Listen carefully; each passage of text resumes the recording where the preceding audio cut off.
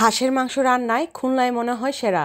যদিও আমি নরসিংদীর মেয়ে, খুলনায় থেকে থেকে হাঁস রান্না অনেকটা শিখে গেছি। আজকে এই পাতি হাঁসের রান্নাটা এত সুস্বাদু হয়েছে, অনেক দিন মনে থাকবে।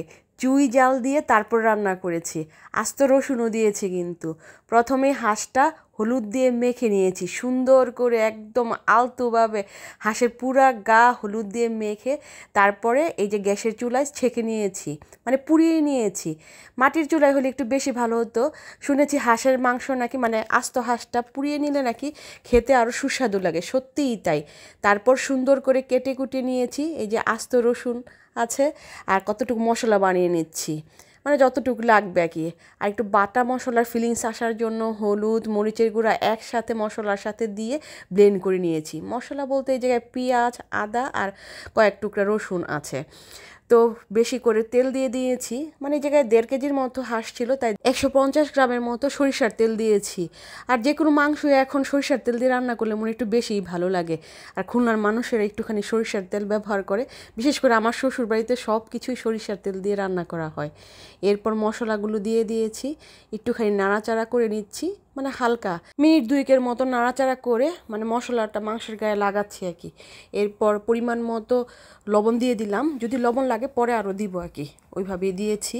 এরপর আবার একটু নাড়াচাড়া করে ব্লেন্ডারের মধ্যে যে মশলা ছিল সেটাই জল দিয়ে, মানে অল্প একটু আমার জল দেওয়া দরকার, তো সেজন্য ওই ব্লেন্ডারটাই, মানে ব্লেন্ডারের ভিতরে মশলা ছিল সেটাই ব্যবহার করলাম।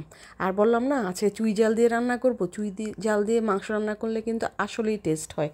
আমরা তো নরসিংদীতে কখনো চুই জাল দেখি নাই, আমি নামও শুনি নাই তেমন একটা। খুলনায় এসে আসলে চুই জালের সাক্ষাৎ। চুই জাল খেতে আমার খুব ভাল লাগে, এখন একটু ঝাল ঝাল লাগে, খুবই টেস্টি হয়। তো এই যে ঢাকনা দিয়ে প্রায় 15-20 মিনিটের মতো কষিয়ে নিয়েছিলাম।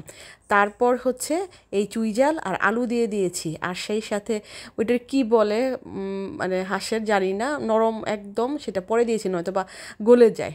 তো আবারও মিনিট 5 মতো নাড়াচাড়া করে তারপরে ঢাকনা দিয়ে ঢেকে দিয়েছি 5 মিনিটের মতো। তারপর জল দিয়ে দিয়েছি, মানে মাংসটা প্রায় ভাজা ভাজা যখন হয়ে যায়, মানে আপনি এই মাংসটাই খেতে পারবেন ইচ্ছা করলে ভাজা মাংস হিসেবে, তখন হচ্ছে জল দিয়ে দিই। আমি কিন্তু এখনও ধনে জিরা বা অন্যান্য মশলাগুলো দেইনি, মানে ঝোল দিয়েই প্রথমে ধনেটা দেই, তারপরে একটুখানি গোলমরিচ দিই। আমার গোলমরিচ খুব পছন্দ, গোলমরিচ দিলে আসলে তরকারির টেস্ট অন্যরকম হয়ে যায়। খুলনায় এসে আসলে গোলমরিচের সাথেও পরিচয়, মানে খুব ফেভারিট একটা আমার মশলা। দিয়ে একটু হালকা নাড়াচাড়া করে একদম সুন্দর করে ঢাকনা দিয়ে ঢেকে দিয়েছি, একটা থালা দিয়ে ঢেকে দিয়েছি, কারণ কড়াইয়ের মুখটাও যথেষ্ট বড়, কোনো ঢাকনা দিয়ে ঢাকা যায় না। আর রান্না করব আমাদের গাছের বিলম্ব টক চিংড়ি মাছ দিয়ে। তো এই যে 15 মিনিট পর খুলছি, আমি বেশি কিন্তু মানে খুলি আবার বন্ধ করি এরকম করি না, এটা দীর্ঘ সময় পর পর কিন্তু খুললে মাংস কিন্তু খুব সুন্দর সিদ্ধ হয়। এই যে এখন জিরার গুঁড়া আর গরম মশলা দিয়ে দিচ্ছি, দিয়ে তারপরে যে চামচটা রেখে এরপর ঢাকনা দিয়ে এভাবে হালকা করে খুলে, মানে একটুখানি ফাঁক থাকবে, জালটা একদম কমিয়ে, মানে আপনি যদি মিনিট 5 রাখেন কালারটা এত সুন্দর আসে। দেখেন কি সুন্দর একটা কালার আসছে, দেখেই কিন্তু খেতে ইচ্ছে করতেছে। মানে আমি যখন ভয়েস দিচ্ছি, এটা প্রায় 1 সপ্তাহ পর ভয়েস দিচ্ছি, দেখেই কিন্তু লোভ লাগতেছে। আর আমার হাঁসের মাংস খুবই পছন্দ, বিশেষ করে পাতি হাঁসের মাংস। এই যে শরণার্থীরা দাঁড়ায় আছে, তারা একটু মাংস টেস্ট করবে, একজনে দিলাম বড়জনকে, এরপর বড়জন যাওয়ার পর ছোটোজন অবশ্য আগেই দাঁড়ায় ছিল, দেই নাই, পরে চলে গেছে, পর বড়জন দিছি দেখে আবার সেও ফেরত আসছে, মানে সেও খাবে। আমি বলছি যে সব কিছুই তো রান্না বান্না হয়ে গেছে, তোমাদের আমি ভাত দিয়ে দিচ্ছি, হবে না, তারেও দিতে হবে। বাচ্চারা একটুখানি, মানে ওরা খুব মাংস পছন্দ করে আর কি, রান্না করার সময় কড়াই থেকে দিতে, মানে ওই দিলে ওরা আরও বেশি খুশি হয়। তো যাই হোক, এই যে আমার সব রান্না বান্না শেষ, ওরা একদম স্নান টান করে খেতে বসে পড়ছে।